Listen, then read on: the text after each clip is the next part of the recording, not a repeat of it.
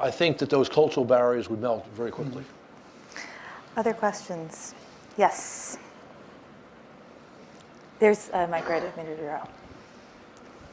My name is Ahmad Hashemi. I'm a defected Iranian Foreign Ministry employee. I came here 5 months ago as a refugee. So I have a question from Mr. Congressman. As you rightly mentioned that YPG, YPG, is the only effective force in the Syria fighting ISIS. It's okay. I mean, nobody doubt that, but it becomes problematic when it tries to annex other territories, other lands, which are predominantly Turkmen and Arabic, like Tel Abyad, and to create a unified Kurdish land. What's your stance on that? And also, I mean, American, because the Amnesty International and the Human Rights Watch, they objected this policy of, even there was allegations of ethnic cleansing in Tel Abyad and other parts, and some rural areas. Your question for the Congressman is what's his stance on a Greater Kurdistan? Okay, I just want to see if there's any other questions because we're getting very close to not having much more time. Thank you. Okay, if you want to answer. Well, look, I think in this particular case,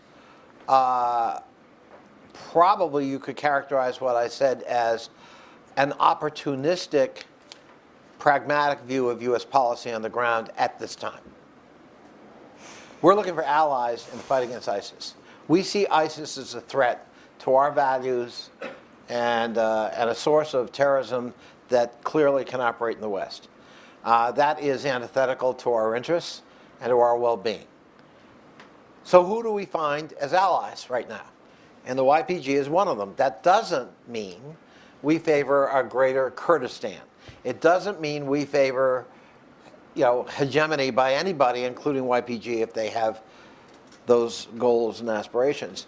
We're looking pragmatically for partners on the ground with whom we can fight and take the fight to ISIS. And in Syria particularly, we have damn few allies to look at who are reliable. And so that's what I meant. I wouldn't read anything broader into the relationship. Now, the Peshmerga in Iraq, that's a different matter. That's a longer-term relationship, I think. And yeah, there may be also some concerns about human rights. On the other hand, there have been instances where the Kurds have provided protection to other groups. The Yazidis come to mind, that nobody else protected. So it's a complex relationship, but it's one born out of, right now, really a pragmatic desire to find somebody willing to fight who shows the ability to succeed on the battlefield. In the 2 minutes we have left, I just want to ask one question we've been focusing so much on politics and geopolitics and emotional pulls back and forth. This is far less dramatic, but I want to ask a question about money.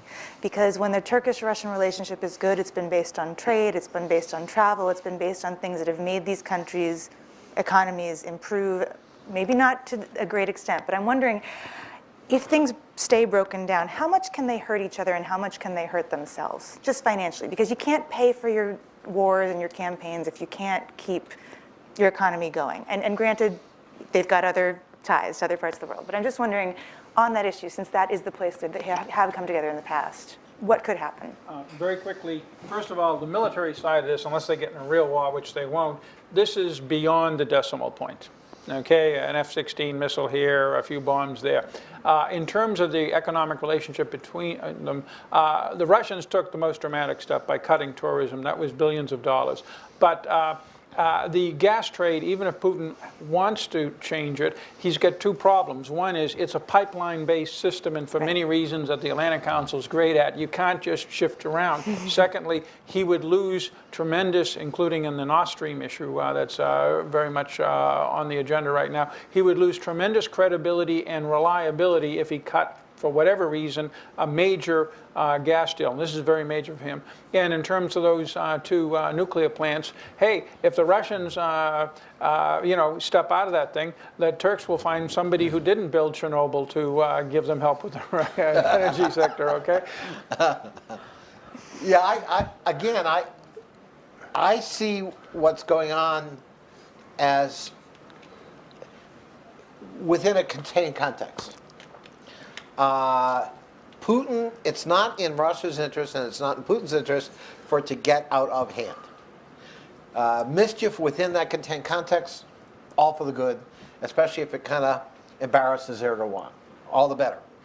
But a protracted conflict is not something desirable from Russia's point of view or Turkey's, and will have further economic consequences. Putin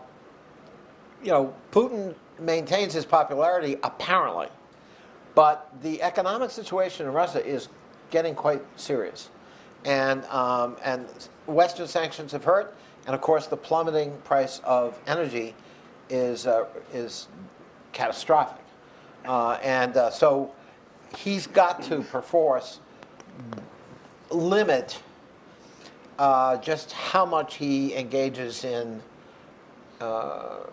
extracurricular activity, if you will. The danger of a Russian strike at Turkey in some form was much higher in December and January than it is today.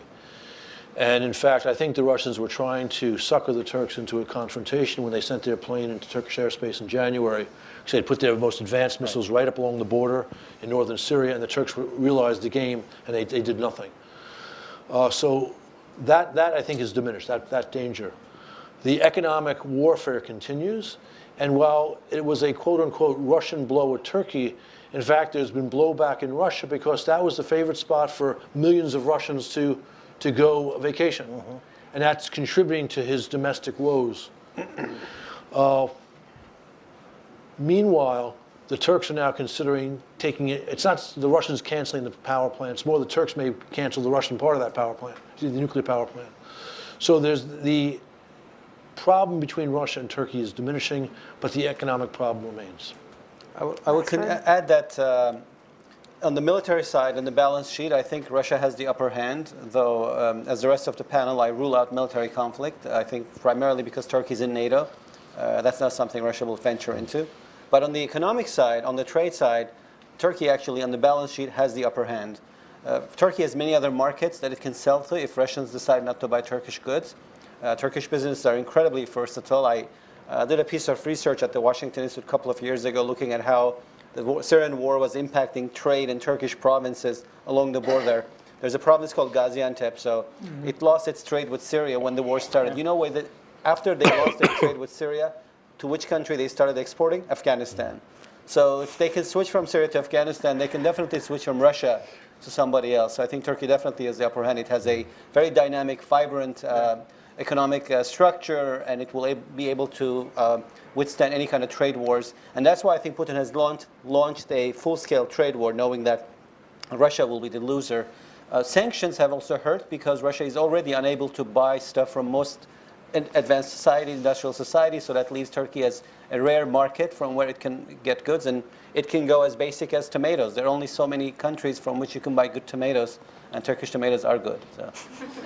And with that, thank you so much to our panelists. Thank you to all of you for coming and staying and engaging in the discussion. And I'm sure that people will be milling around for a few minutes afterwards if you have anything additional, but thanks so much, and that wraps up our panel.